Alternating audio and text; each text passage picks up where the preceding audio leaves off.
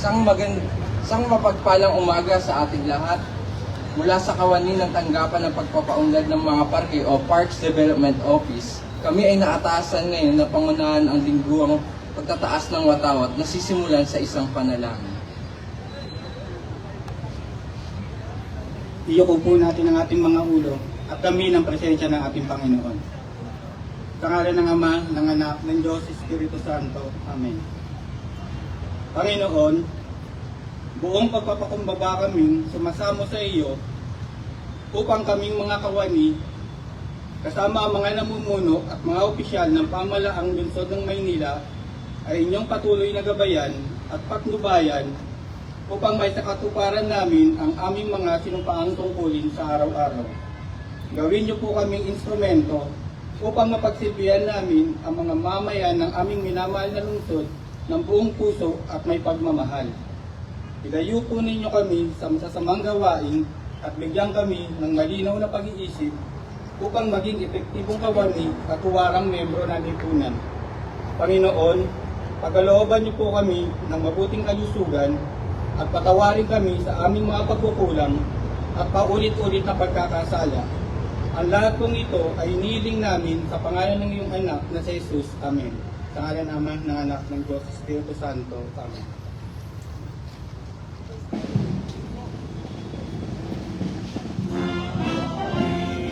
Christmas silanganan, alam na puso, sa litin mo'y buhay, lupang ginira, luya ka ng magiging, sa mandulog, di ka pasisirin, sa dagat at puno, sa sinulan, sa langit kong bugaw, may nilagang pula at awit sa panay minamahal, ang isang ng matawag mo'y tabi, may nananilinig, ang ilawin at araw na kailan, ay di magdilig, lumalang araw ng walang ipagsinda, buhay langit sa piling mo.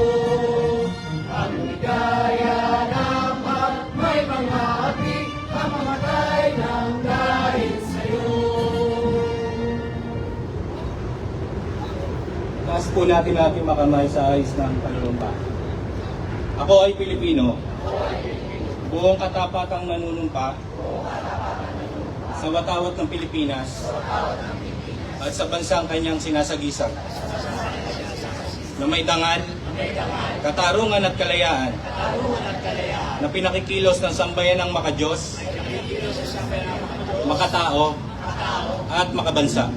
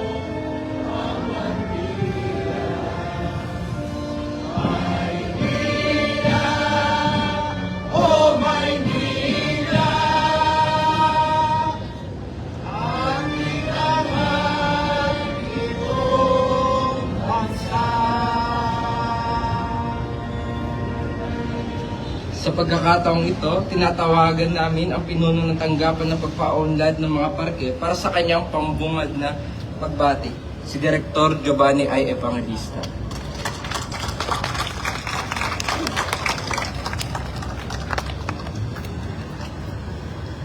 Magandang umaga po sa ating minamahal na Mayor, Hani Lacuna Pangan, Vice Mayor Yul Sermonieto, Secretary to the Mayor, Attorney Marlon Lacson, City Administrator Bernardino Ang, Chief of Staff Sir Josue Santiago, sa ating mga miyembro ng ating sangguniang panglungsod, sa mga kapwa ko direktor at iba't ibang department head sa iba't ibang opisina, at sa lahat ng mga kawani na nandirito ngayon. Isang mapagpalang umaga po sa inyong lahat.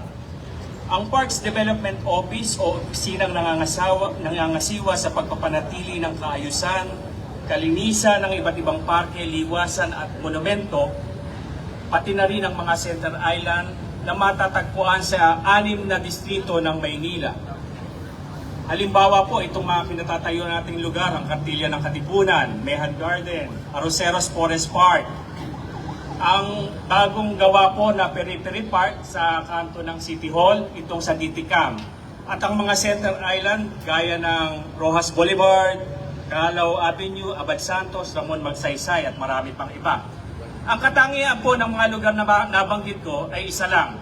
Ang lahat ng ito ay may mga tanim na halaman na aming pinangangalagaan at sinisikap na mapanatiling maganda at maayos. Napakalaking hamon po para sa aming opisina na kahit may matinding tagtuyo tayo ngayong panahon na to, bunga ng El Nino, ay sinisikap naming mapanatili ang kanilang maayos at magandang kalagayan. Pero napakahalaga po na sa simula pa lang ng pagpaplano dun sa mga lugar na ito, ay piliin na yung tamang halaman na itatanim upang sa gayon po ay hindi na tayo nagiging maaksaya. Halimbawa po yung mga halaman na bougainvillea na talaga namang subok na dahil ito po ay mga drought resistance, less maintenance po. Na kahit dumating ang tagtuyo, tag-araw, kahit na taghirap tayo sa tubig para gamitin sa pagpapandilig sa mga halamang ito, ay mapapanatili natin na buhay at maayos pa rin yung mga halaman. So sa ganitong paraan po, sa pagpili natin ng mga halaman na dapat itanim, lalo na po sa mga Center Island, ay nakakatipid tayo ng pondo dahil hindi tayo paulit-ulit na gumagastos, hindi tayo paulit-ulit na nagtatanim. So sa ganung paraan po, yung pondo na dapat paulit-ulit natin ginagamit taon-taon sa pagbili ng mga halaman na itatanim sa mga Center Island, sa mga parke, ay magagamit na natin sa ibang paraan, sa ibang bagay na mas makabuluhan. Kami po, ang lungsod ng Maynila, particular ang PDO, ay patuloy na nangangalaga sa mga tanim upang kahit papano po ay makatulong kami sa nangyayaring climate change dito sa ating lugar, sa ating bansa at sa buong mundo.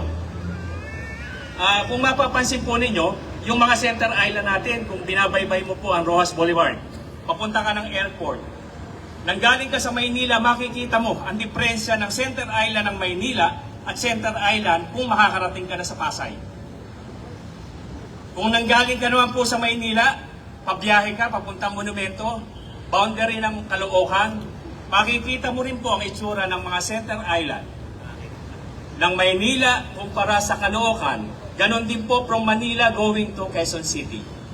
Bakit po? Kasi tayo po hindi umaasa na pag-maintain ng mga Center Island ng national government. Tayo po mismo ang naglalagay ng mga tao, sapat na tao, upang panatiliing maayos, malinis ang mga lugar na ito. Napapansin ko nga po, kung ang tayo po ay nag-assign ng mga tao dito sa mga Center Island na to, sa mga side streets ng Rojas Boulevard, Baywalk area, doon din po nag-a-assign ng tao ang MMDA at DPWH. So siguro po gusto nila, kung saan malinis, kung saan maganda, doon sila nakikisama na mag-maintain din ng malinis at magandang lugar.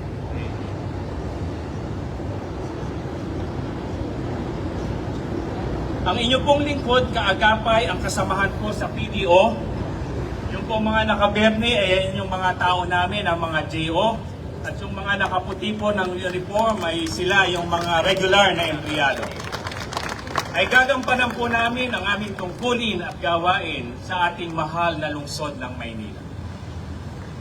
Isang karangalan po upang ipakilala sa inyo ang ina ng lungsod ng Maynila, ang minamahal nating Mayor Hani Lacuna Pangan.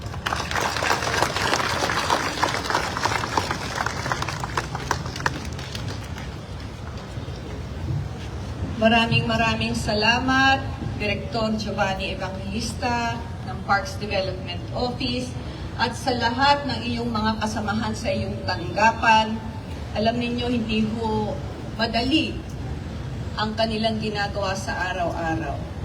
Yung pag-maintain ng lahat ng ating mga open green spaces dito sa ating lungsod. Nabanggit na po niya yan isa-isa. Isang makakalikasang umaga sa inyong lahat. O naman, PDO na, kalikasan pa nakalimutan mo.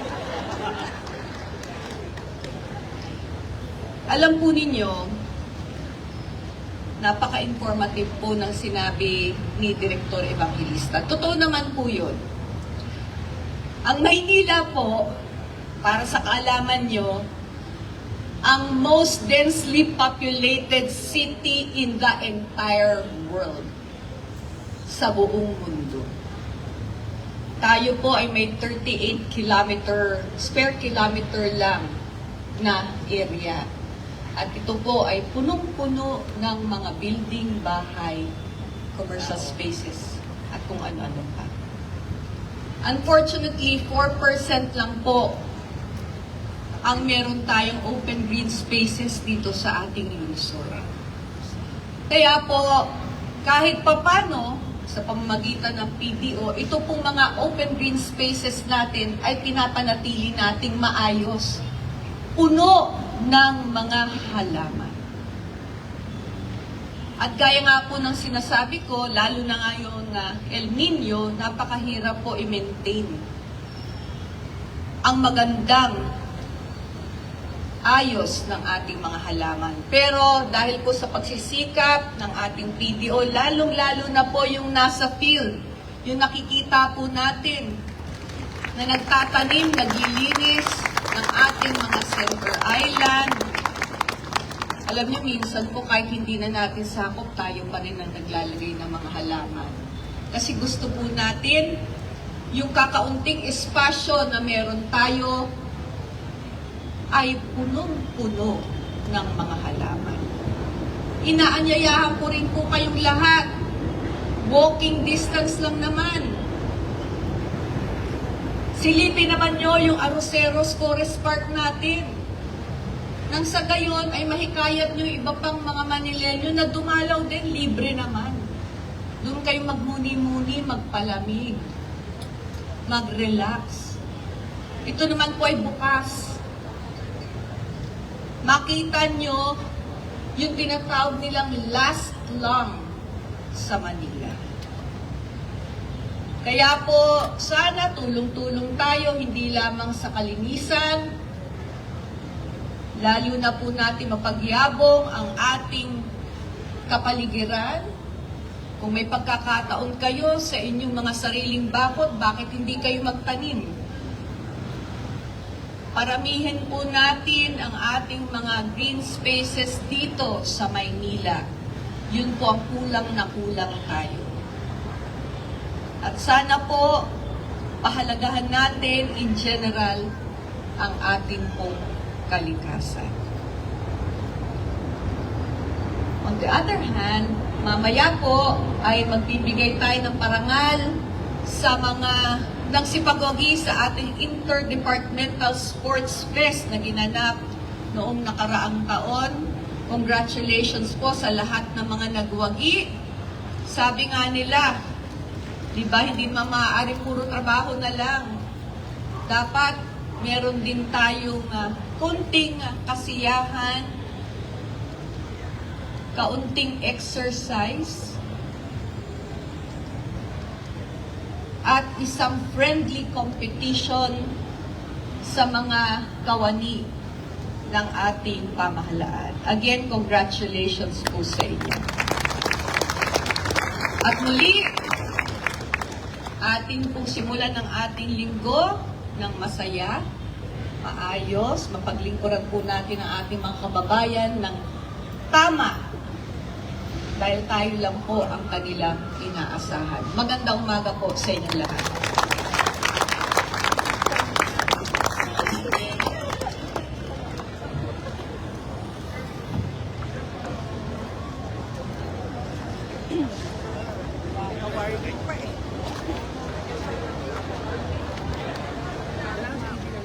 Maraming salamat po. Muli po, palakpakan po natin ang ating minamahal na ina ng lungsod ng Maynila, Mayor Maria Sheila Hani Lacuna Pangan. At gayon din po ang pasasalamat sa lahat po ng bumubuo ng Parks Development Office.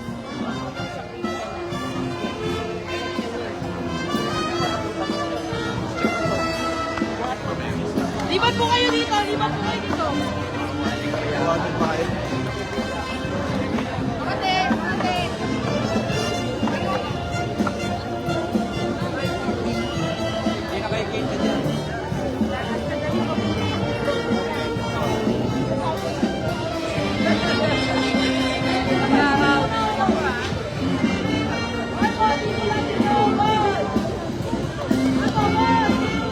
Bilang pagpapatuloy po ng ating programa ngayong umaga, tayo po ay dadako po sa awarding ng ating Inter-Department Sports Fest. Maraming salamat muli sa Parks Development Office. Maraming salamat po sa inyo.